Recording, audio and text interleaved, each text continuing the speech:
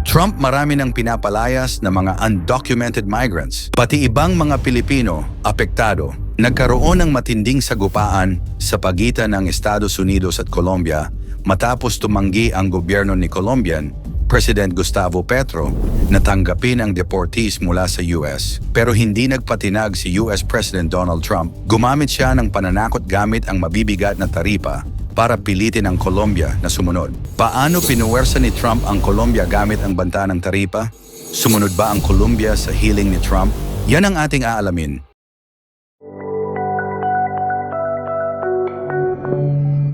Nagsimula ang alitan dahil sa pagtanggi ng Colombia ng 2 eroplanong militar ng US na may sakay ng mga Colombian deportees. Ayon kay Petro, hindi raw makatao ang pagtrato ng Amerika sa mga ipinatatapon nilang migrants. Nag-post pa siya ng video kung saan makikitang may posas ang mga deportees sa isang paliparan sa Brazil. Hindi ito nagustuhan ni Trump. Agad siyang gumanti sa pamamagitan ng pagbabanta. Magpapataw daw siya ng matinding taripa at parusa sa ekonomiya ng Colombia. Ayon kay Trump, hindi nila papayagan ang gobyerno ng Colombia na labagin ang legal nilang obligasyon sa pagtanggap ng kanilang mamamayan. Kasabay nito, inanunsyo rin ni US Secretary of State Marco Rubio ang paglalagay ng visa restrictions sa mga opisyal ng gobyerno ng Colombia at kanilang pamilya na pumigil sa deportation flights. Ano ang banta ng taripa?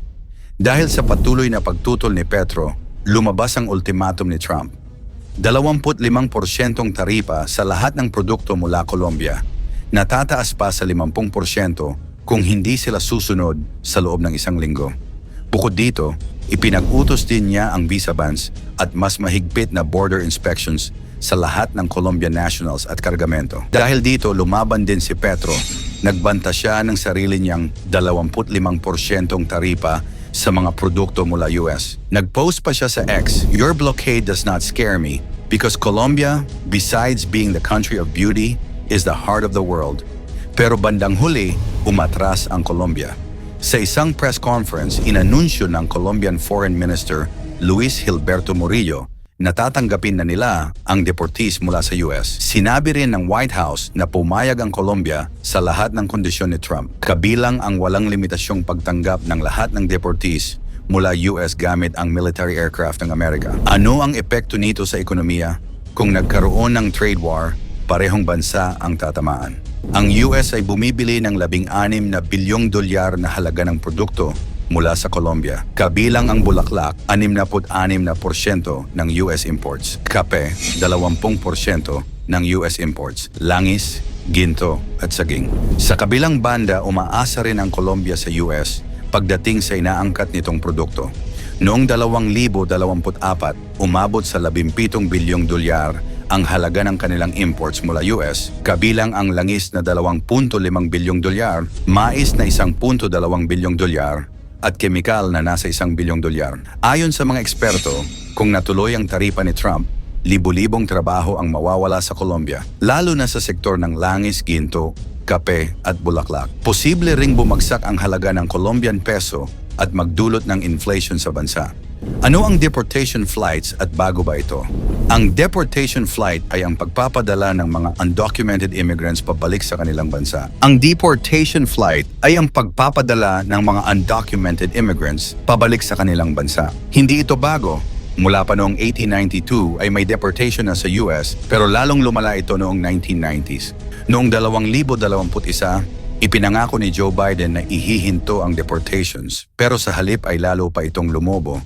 Mahigit 270,000 ang pinalayas noong nakaraang taon, ang pinakamataas sa halos isang dekada. Sa pagitan ng 2021 at 2024, mahigit 28,000 Colombian nationals ang ipinatapon. Halos kalahati nito ay noong fiscal year 2024 lamang. Samantala, si Trump naman ay nangakong gagawin ang pinakamalaking deportation operation sa kasaysayan. Kasabay nito, malinaw na ginagamit niya ang taripa bilang isang sandata laban sa mga bansang hindi sumusunod sa gusto niya. Hindi lang Colombia ang tinarget niya, kundi pati China, Mexico at Canada. Pati mga Pilipino sa US ay apektado ng patakaran ni Trump.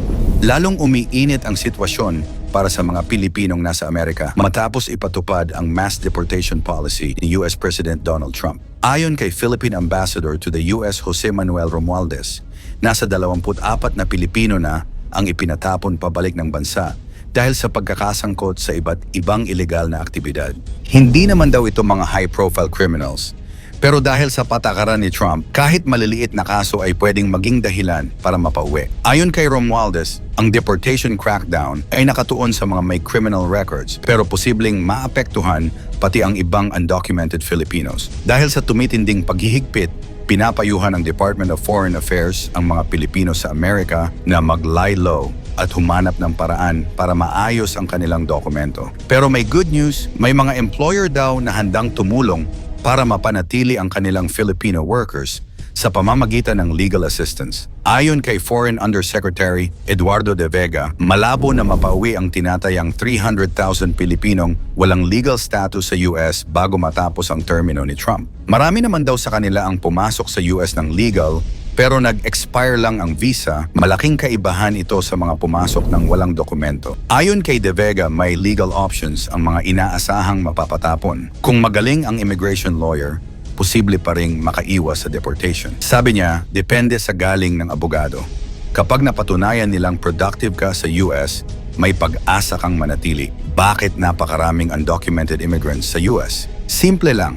Pangarap at oportunidad. Maraming tao mula sa iba't ibang bansa ang gustong makapasok sa Amerika dahil sa mas magandang trabaho, mataas na sahod, at mas maayos na buhay. Pero hindi lahat ay may legal na paraan para makapasok. Kaya ang iba, sumusugal, nagpapanggap bilang turista, nagpapakalakas ng loob tumawid sa hangganan, o nagtatagal kahit expired na ang visa. Ang proseso ng pagkuha ng legal status ay napakabagal, mahal at punong-puno ng requirements. Maraming undocumented immigrants ang nagtatrabaho ng tahimik sa ilalim ng radar, umaasang hindi sila mahuhuli ng immigration. Pero bagamat problema ito para sa Amerika, hindi agad sila napapauwi dahil kailangan sila ng Amerika. Ang mga undocumented workers ang bumubuhay sa maraming industriya tulad ng construction, farming, housekeeping, at caregiving. Kung biglang mapapaalis lahat, babagsak ang ilang sektor ng ekonomiya. Mahigit 10 milyon ang undocumented sa US, kaya hindi madaling paalisin ng biglaan. Kaya kahit anong higpit ng batas, mananatili silang bahagi ng lipunan at patuloy na nangangarap ng legal na buhay sa Amerika. Ayon sa mga eksperto, para sa mga Pilipinong nasa Amerika, mas mainam na magdoble ingat, manatiling low profile, at humanap ng legal na paraan para makaiwas sa deportation. Iwasan ang anumang ilegal na gawain, palaging mag-update ng immigration status, kung posible, at humingi ng payo mula sa mga eksperto sa immigration law. Mahalaga rin na mapanatili ang magandang record sa trabaho at komunidad dahil maaaring makatulong ito kung sakaling kailanganing ipaglaban ang pananatili sa bansa. Muling pinakita ni Trump ang kanyang estilo ng pamumuno. Ginagamit niya ang kapangyarihan ng ekonomiya ng Amerika para puwersahin ang ibang bansa. Ang nangyari sa Colombia ay isang malinaw na halimbawa kung paano niya ginagamit ang banta ng trade war para ipilit ang gusto niya sa usaping migrasyon. Pero ang tanong, sa ganitong taktika, makatao nga ba ang kanyang ginagawa? Ikomento mo naman ito sa ibaba. Huwag kalimutang i-like at i-share. Maraming salamat at God bless.